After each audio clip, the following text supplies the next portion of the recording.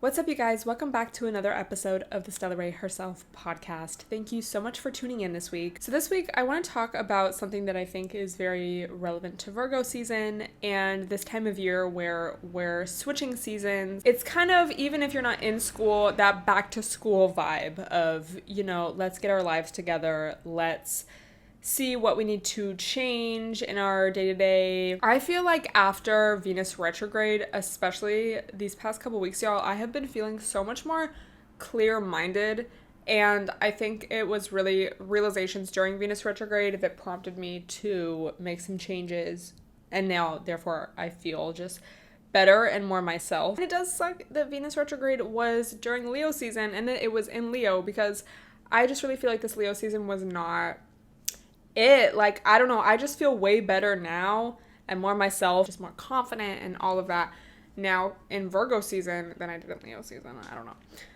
So let me know. I know we kind of talked about Venus retrograde in last week's episode lightly, but now that it's been a little more time as well, it's just like, wow, I feel so much better and more clear-minded and all of that. That energy is what we want to cultivate more of, right? Because everything that we want to make happen in our lives is going to happen when we're feeling our best. When you are living honestly and when you are making pure decisions and when your intentions are pure and when you're trusting your intuition, that's when the best results happen. Unfortunately, this world is very corrupt, and a lot of people are successful and become successful through lying, cheating, scamming,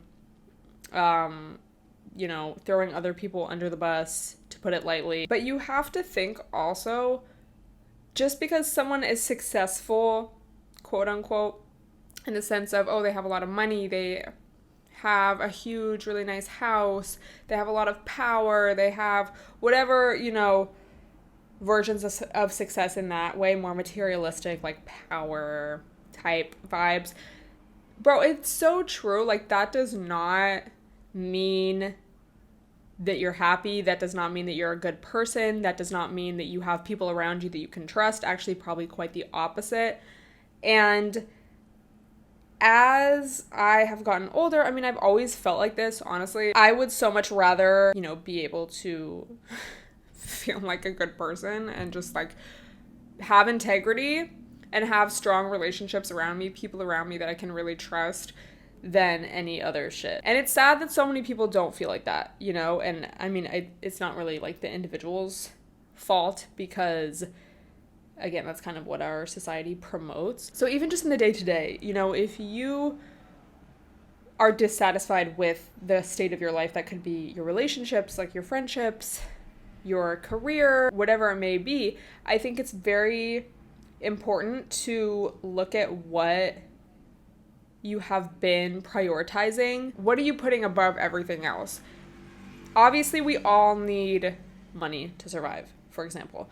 But if you're putting money above literally everything, you're going to lose solid friendships, solid relationships. You're going to lose real, meaningful connections and opportunities because you're going to put money above that. And I kind of touched on this in last week's episode as well. But that's why it's so important to have your values come first before anything, so that you have a solid foundation on which to build. Because if you're building on top of, if you're building on top of greed, doing anything to achieve fame or power or money or, whatever it is that you may think that you want, it's like, good luck following that path, I think especially in the influencer space, and just social media in general, and obviously this was like around before social media, but I think social media really amplifies it. I've always been very interested in psychology. I always want to learn how to be better, how to communicate better, why do we act in the ways that we do. Always been interested in that, and I think as I've learned more, both in external sources, like reading a book or watching a video or something, it's just so interesting how, someone can have a lot of followers or be very successful, but then they don't know how to communicate clearly. They're always talking about how everyone around them is so fake. And you can just tell that they don't have those solid values. And this is not to like throw shade at anyone, but I think it's just interesting, like walking this line in this influencer space after doing it for so long. It's like, I always feel like I've been real. That's just who I am, baby, online, offline. I always feel like I put the truth first. I put like myself first, in the sense of like, you're getting the real me, even if it's not like obviously all of me. You're not going to see my entire personality in a vlog. You wouldn't see my entire personality if you just met me on the street, you know? But I guess my point is, it's interesting to see like when society rewards people for not doing the right thing or for not having integrity. And so it's kind of this line of like, okay, do you play the game to win, or do you say, fuck that, let me do my own thing and maybe not get as rewarded for it, but at least I can sleep soundly at the end of the night. But maybe people can sleep soundly and they just like don't care, you know what I mean? Like, I just feel like the realer you are with yourself, the realer you're going to be in all other aspects of your life, in your career, in your relationships, in just your passions, and therefore your life trajectory.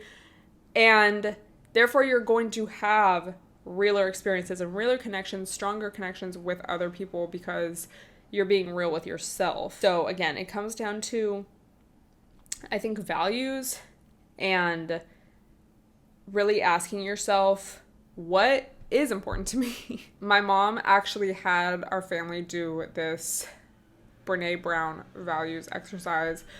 I think it wasn't this past Christmas, but it was like it was the New Year's before. I had been home for the holidays for like a few days. She was like, okay, you need to like look at this list of values. I really want you to like try this exercise out. And I was just kind of like, oh, like, okay, fine. Like, I'll do it. Like, I'll get to it. But then I finally did it. And the exercise, I think I've talked about this before as well. You may have already heard of this or done this yourself. There's this list of values. You can look up Brene Brown list of values. And you take this piece of paper and you, I think, cut it down to your top 3. And it's actually pretty challenging because it's like you want to select so many of them. I want to select honesty. I want to select courage. I want to select peace. I want to select family. I want to select accountability. Like, there's just so many to choose from. It's so hard to narrow it down, but it really makes you think about like, what is important to me and what do I want to live my life based on. So I'm not going to tell you all of mine because I feel like it's kind of personal, but I will tell you one of mine is courage. I think this one is really important to me because so much is built off of courage. So I think I originally wanted to select honesty, but I ended up doing courage because it takes courage to be honest. So it kind of makes you think like that, like, okay, what is truly like at the root of this word, of this like value, and of this like almost like idea, you know? And I think especially as someone who, I have lived a lot of my life very fearful, very anxious, and I always want to be a step ahead of the situation so that I can kind of like plan for the worst case scenario. So to me, it has taken a lot of courage to learn, and I'm still like learning this, but to learn how to let go of end results and to do things despite fear or anxiety or worrying about what's going to happen. It takes a lot of courage to be honest with somebody. It takes a lot of courage to tell somebody that they hurt you, to tell somebody what your opinion is if it's different from theirs or different from the group's.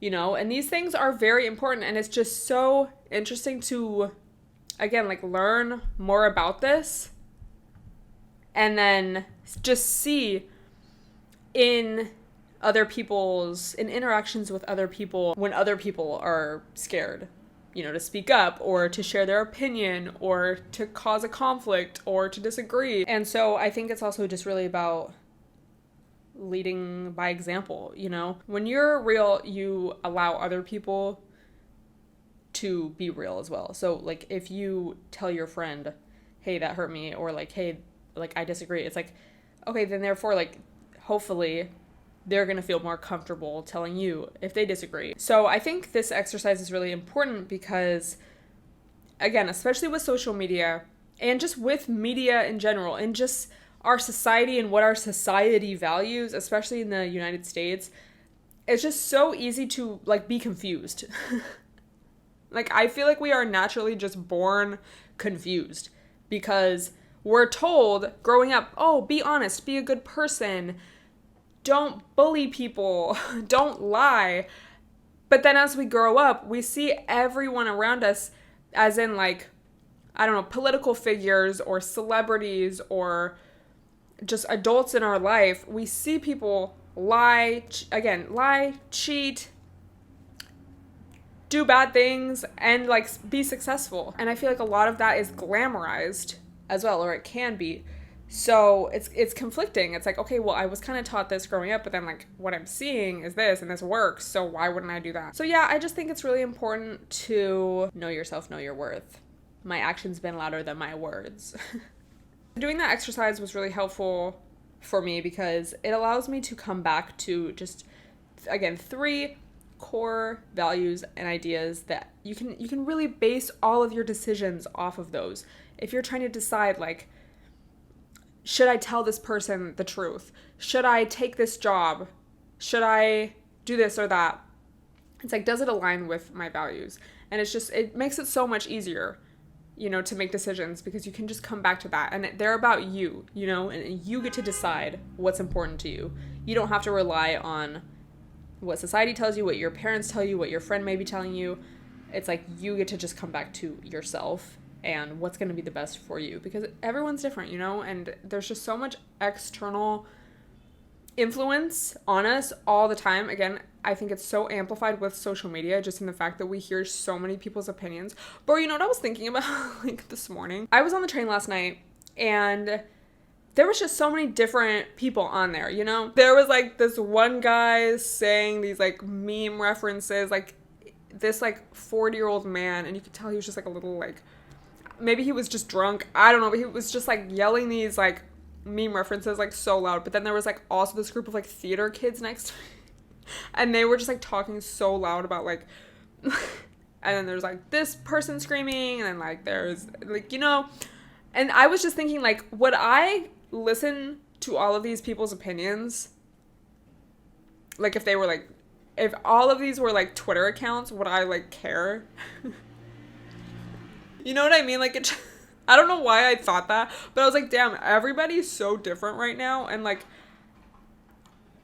sorry to you guys, but you guys on the train, I don't really care about your opinion. So why would I like want to listen to all these different opinions on my timeline, because that's literally like this. And I don't care like what these people are saying or what these people are saying. Like I'm just trying to mind my own business and like go home, Anyway, it was just kind of like an interesting analogy. Why am I subjecting myself to so many opinions like online? Like not even purposely, it's just like trying to scroll the timeline, like find some news or some funny stuff. And it's like I'm just reading all these opinions and like all these thoughts are entering my brain that are not mine. If I was on the train, would I care? Like no. So why am I doing it to myself? So when you have your values, I think it's so much easier to find motivation and have the energy to do what it is you want to do because you're basing everything off of these strong foundational beliefs that you decided for yourself and that are going to be the best for you. So something else that I read recently from the holistic psychologist on Twitter, actually, you take a relationship that you have in your life and you think or list, if you want to like do it in your journal, the activities that you do with that person the most. So for some, it could be like drinking, going out, gossiping, I don't know, doing drugs. But then for someone else, it could be like laughing, getting coffee together. And so if the closest people in your life are the people that you're hanging out with the most, spending the most time with, the things you do with them the most are like partying, gossiping, just doing things that are not really productive. And obviously it's like fine to do those things, y'all, like, but it's like if you're trying to level up and be more of your true self, but you're constantly hanging out with people who are just kind of trying to distract themselves from their life, that's what you're going to end up doing as well, And so this was just a really interesting exercise to me. I'd never like heard of, or I'd never heard it phrased like that, because I feel like normally it's like, oh, pay attention to how you feel after being with someone, which that's important too, obviously. But sometimes it's like you could party with someone and then be like, yeah, I feel like fine after, like I'm not like, oh my God, I'm so drained, because I was like drunk, you know? I didn't have time to notice that I was feeling drained because I was drunk, and now I'm hungover and I'm just trying to focus on getting rid of this hangover. I didn't even notice that that person only talked about themselves and didn't ask me any questions because I was drunk, you know? So listing the activities, I think also that may be just a little easier if, you know, maybe you need to get more in touch with your emotions and you don't know how you feel after being around someone. Ultimately, it just comes down to putting yourself first. And when you have strong values and strong boundaries with others and with yourself, you can achieve so much. And I think once you start to get the ball rolling on anything, whether it's like, okay, I'm not going to go out as much, or I'm going to start waking up earlier, or I'm going to practice this skill for 10 minutes a day to try to like get better at it, and you start seeing a little bit of results, it's like that's going to motivate you to keep going. Never underestimate how important and rewarding it is to get a good night of sleep, to not drink, to eat nutritious meals, and just to spend less time with people who drain you. So I would really recommend that you guys try that values exercise. If you've already done it and you feel like sharing, let me know what yours are, or at least what one of them are. That's going to be it for this week. Let me know what you want me to talk about next week. Thank you so much for listening, and I will see you guys then.